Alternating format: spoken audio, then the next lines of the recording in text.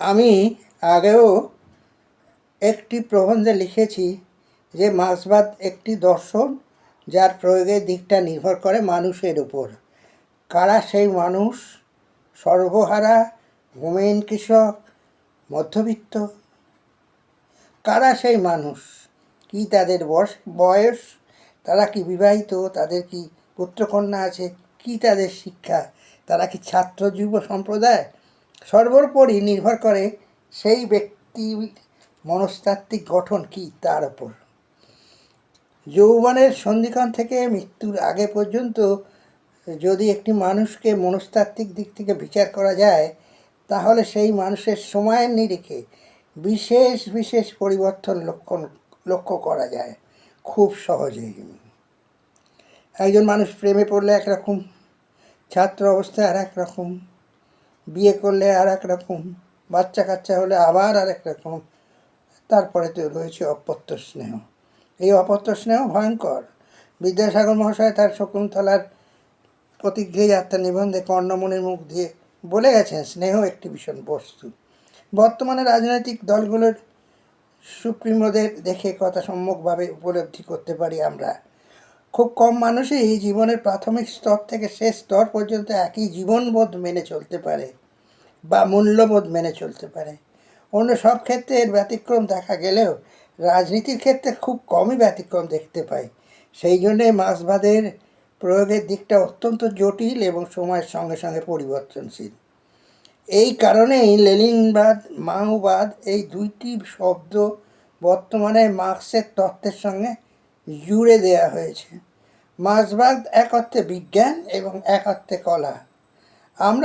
আমার মতে মার্ক্সবাদ জানতে হবে, বুঝতে হবে বিজ্ঞানের মতো করে, আর প্রয়োগ করতে হবে কলাকারের মতো করে।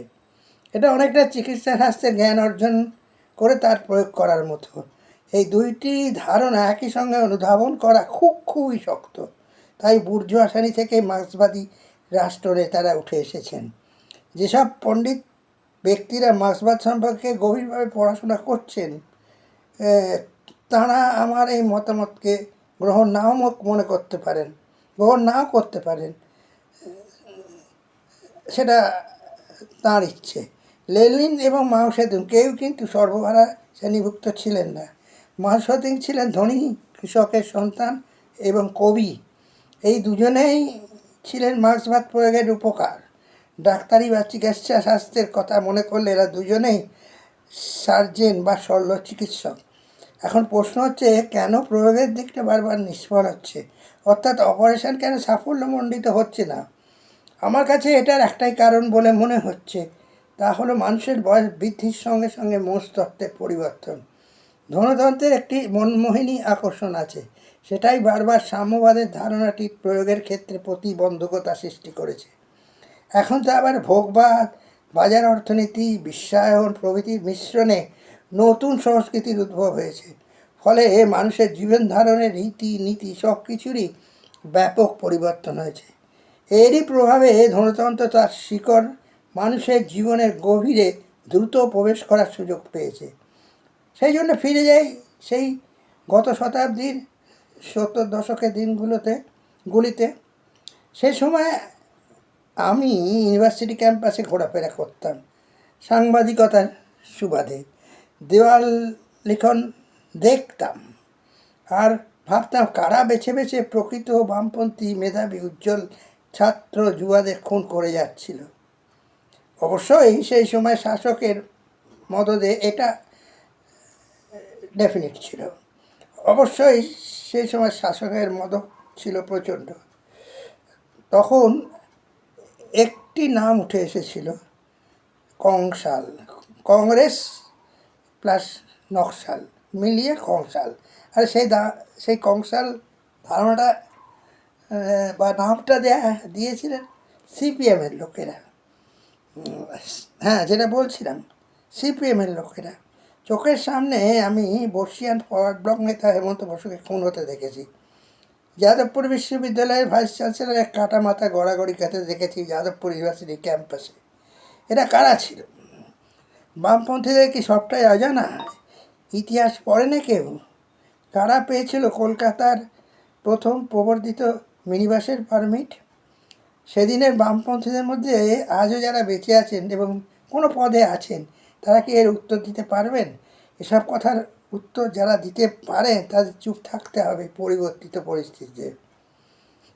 আমার জানা কংগ্রেসের একজন তখনকার ফেমাস ইয়ং ম্যান ট্রাপিজের খেলা খেলতে খেলতে আজও রাজনীতিতে ভাসমান।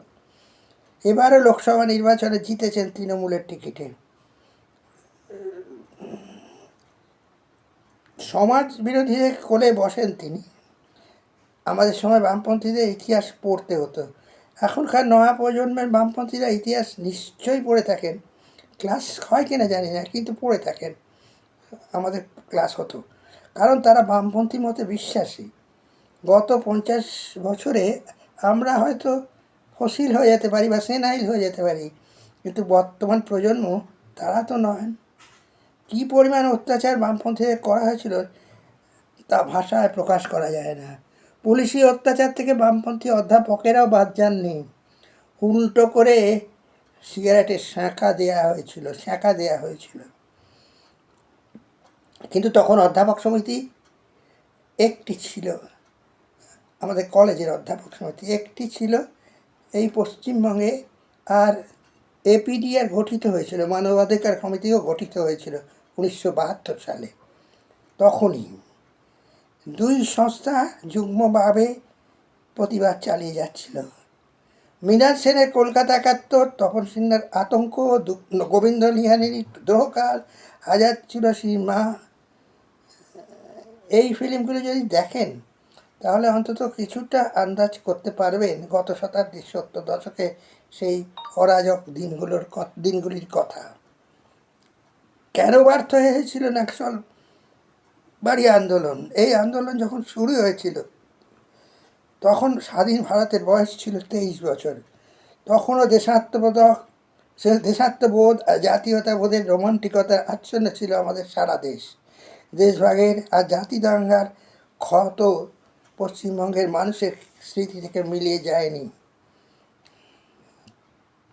ভারতীয় কমিউনিস্ট পার্টি তত্ত্বের ভিত্তিতে দুই ভাগে ভাগ হয়ে গিয়েছিল। ভৌগোলিক দিক থেকে বিচার করলে ভারতবর্ষ ছিল বৃহৎ দেশ, কিউবা কিংবা আর্জেন্টিনার মতো ছোট দেশ নয়।